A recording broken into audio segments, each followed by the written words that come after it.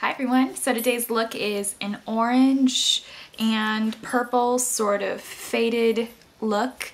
I don't think I've ever done an orange eyeshadow tutorial. I've done coppery and warm shades, but never an orange tutorial.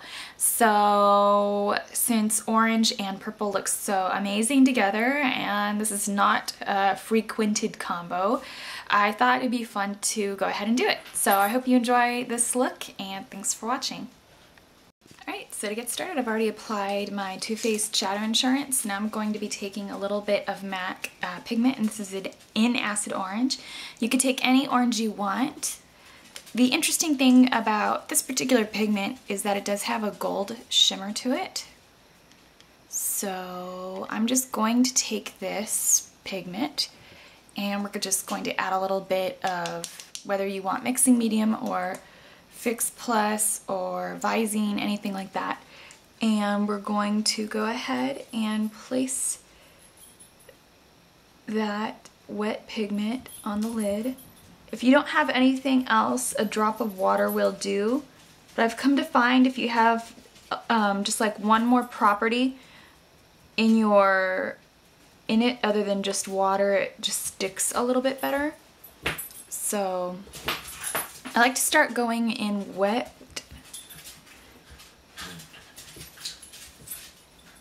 And then I like to start adding the dry on top once the wet is on. And just sort of work it around the orbital bone or crease.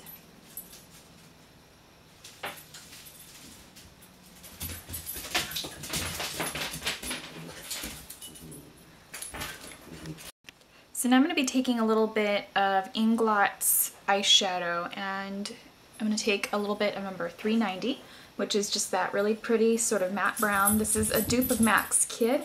This is pretty much like straight up matte. There's no shimmer in it. So we're just going to take that shade and start working that as a transition. It's kind of like a technique I love to do more or less with brights to sort of give them sort of that professional look to them.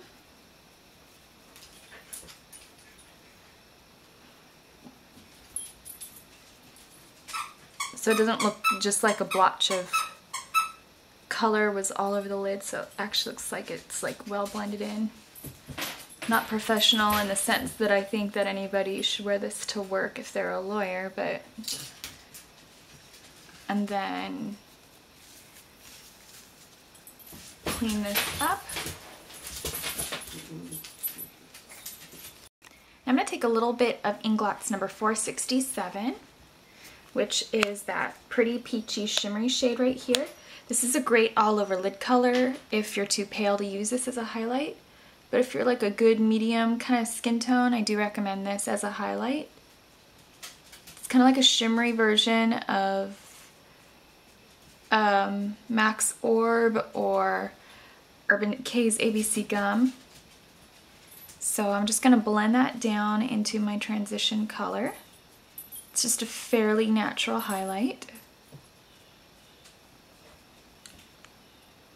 Then I'm going to be taking a little bit of number 453 right here, this pretty white, and we're just going to place a touch of that into the arch of the brow. I think it would really kill the look and make it look a little Halloween-y if I took like a black outer corner. So I'm going to be using a little bit of number 493, or sorry, 495, which is that pretty watermelon-y red. And we're just going to work that into the outer corner.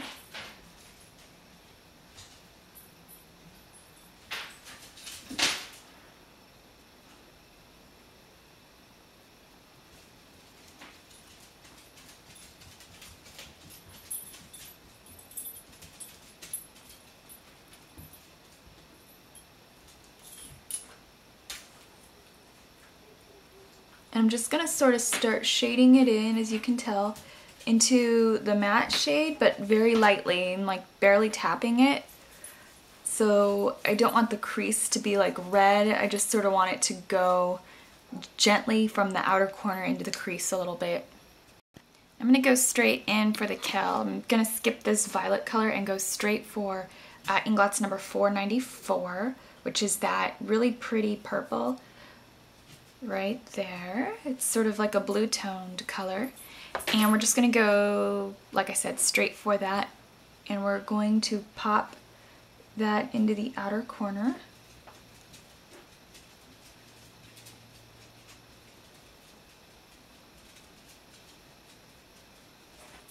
And then just sort of flick it in.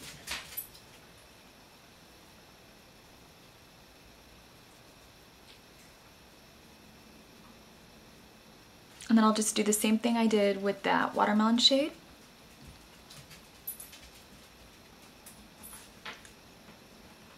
Now we're going to take a little bit of Milani's Liquif'Eye Liquid Liner Automatic Propel Pencil in number 7 purple.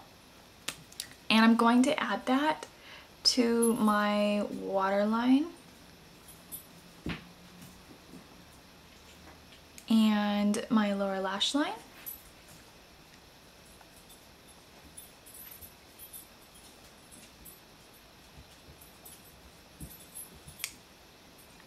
Then I'm going to take a little bit more of the number 494 on my angled brush. This happens to be the MAC 266. It's one of their synthetic. You could take whatever you want. And we're just going to line over the top of Milani Liquif'Eye Eye. I just want it to completely set. If you get any powder in your eye, I just like to take the lower lid and just kind of rub it around. Then I'm going to do a little bit of Stila Stay Waterproof Liquid Liner for the upper lash line.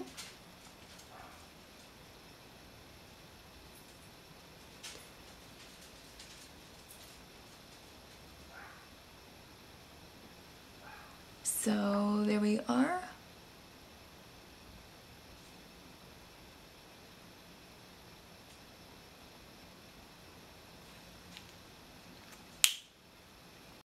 So I just got done applying Eileen's Costume Lashes. Packaging looks like this. The item number is Dark Fairy Lash, and there's just these extremely long wispy lashes. So now I'm going to take a little bit of the Collection 2000 Illuminating Touch Light Diffusing Concealer. This lightens and brightens underneath the eye area to help diminish under eye circles. This is from the UK. This is sort of along the lines of the YSL Touche Éclat. So we're just going to take a little bit of that, just like so. And we're just going to take a little bit of a blender, kind of a blender concealer brush. And we're just going to diffuse that in.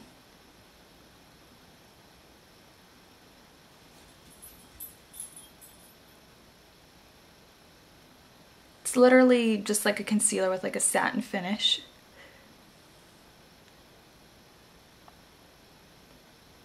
So you don't really need to have like the YSL illuminating pen or this. The Milani also makes one, but you can really take any under eye concealer that's like lightweight, that's not gonna like gather up underneath your eye or get into your eye bags to sort of brighten up the under eye. So it sort of reduces it. There's that eye, there's that eye. There's a little slight like bag I have like right there. My eye just naturally does that though, but there you go. Now I'm going to take a little bit of Urban Decay's 24/7 Lip Liner in Paranoid. And it's just a neutral nudie pink. This will help my lipstick stay on a little bit longer. So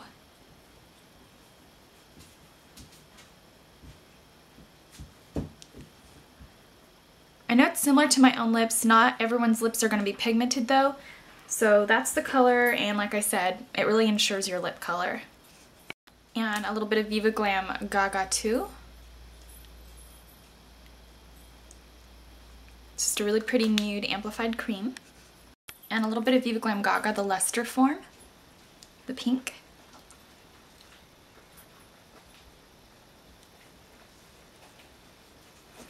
And a little bit of Doggies in My Drawer, a little bit of Too Faced Glamour Gloss in Peekaboo. It's just a purpley lavender color. to sort of tie in the whole look. Okay, so that's all for now. I hope you enjoyed this look and thanks for watching.